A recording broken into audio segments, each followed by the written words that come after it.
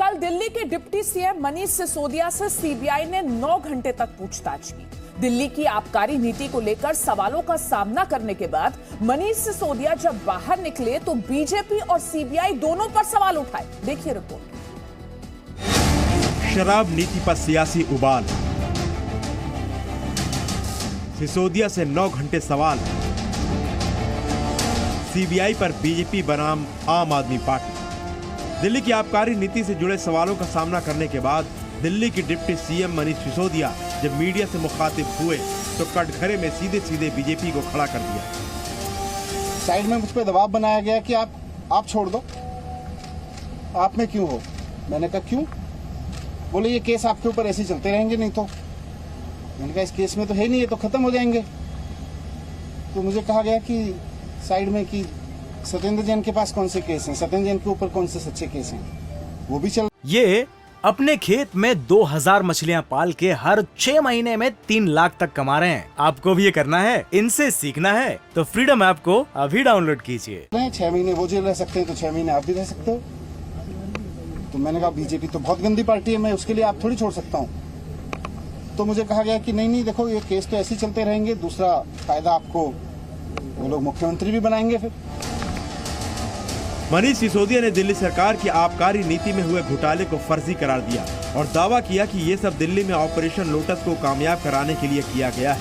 जो घोटाला हुआ है सो कॉल्ड, उसके बारे में पूछताछ होनी है, जिसके बारे में बीजेपी बार बार कहती है 10,000 करोड़ का घोटाला हुआ, दिल्ली में 10,000 करोड़ का एक्साइज घोटाला हुआ। लेकिन आज मैंने सीबीआई में जाके देखा, मैंने देखा कि कोई घोटाला तो वहाँ है ही नहीं, घोटाले की तो कुछ मसला ही नहीं है वहाँ पे। सारा केस फर्जी है, मैं जानता हूँ सारा केस फर्जी है। और आज मैंने सीबीआई में 9 घंटे की पूछताछ के दौरान 9 घंटे जो मैं रहा वहाँ पे, वहाँ भी मैं समझ गया कि किस तरह से सारा केस फर्जी है और किस तरह से इन्होंने पूरी साजिश की गई है। आज मुझे समझ में आया कि इन्होंने सीबीआई में केस किसी घोटाले की जांच के लिए नहीं करा रखा।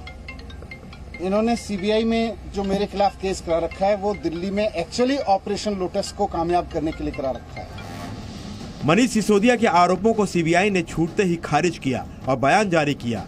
सीबीआई ने अपने बयान में कहा कि सीबीआई अपने ऊपर लगे आरोपों पर कड़े शब्दों में खंडन करती है। मनीष सिसोदिया से वैध और पेशेवर तरीके से सवाल पूछे गए। जांच के दौरान जो सबूत मिले उसी के आधार पर पूछताछ हुई। सिसोदिया के बयानों की जांच होगी और आगे कार्रवाई होगी। सिसोदिया को ना कोई धमकी दी गई, ना कोई प्रस्ताव दिया गया। आगे भी इस केस की जांच कानून के मुताबिक ही होगी। ये तो रही सिसोदिया और सीबीआई की बात, लेकिन बीजेपी नेताओं ने मनीष सिसोदिया पर आरोपों की छड़ी लगा दी। सोमवार को आम आदमी पार्टी के प्रदर्शन के बीच बीजेपी सांसद गौतम गंभीर ने सिसोदिया के साथ केजरीवाल को भी घेरे में लिया। गौतम गंभीर ने ट्वीट किया, दिल्ली के मुख्यमंत्री और उनके अर्दली दोनों का मानसिक संतुलन बिगड़ गया है। शराब में डूबने वालों के साथ अक्सर ऐसा ही होता है। आम आदमी पार्टी पर निशाना साधने वाले गौतम गंभीर अकेले बीजेपी के नेता नहीं हैं। बीजेपी प्रवक्ता संबित पात्रा ने इसे जश्न भ्रष्टाचार बताया। आम आदमी पार्टी, अरविंद केजरीवाल और मनीष सिसोदिया भ्रष्टाचार की आपदा में राजनीति का अवसर ढूंढ रहे हैं। ये जश्न भ्रष्टाचार है और कहीं ना कहीं they are trying to convert a vice into a victory.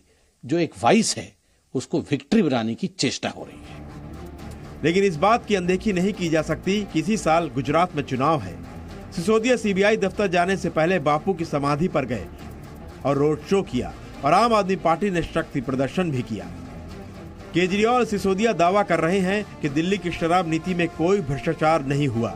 Delhi में आबकारी नीति की जांच के आदेश उप राज्यपाल ने दिए थे, लेकिन मैच गुजरात की सियासी पिच पर हो रही है। चुनावी बयार के बीच आप भी देखिए आगे क्या क्या होता है।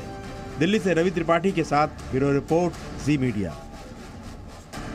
ये अपने खेत में 2000 मछलियां पाल के हर 6 महीने में 3 लाख तक कमा रहे हैं। आपको भी ये करना है, इनसे सीखना है तो फ्रीडम ऐप को अभी डाउनलोड कीजिए।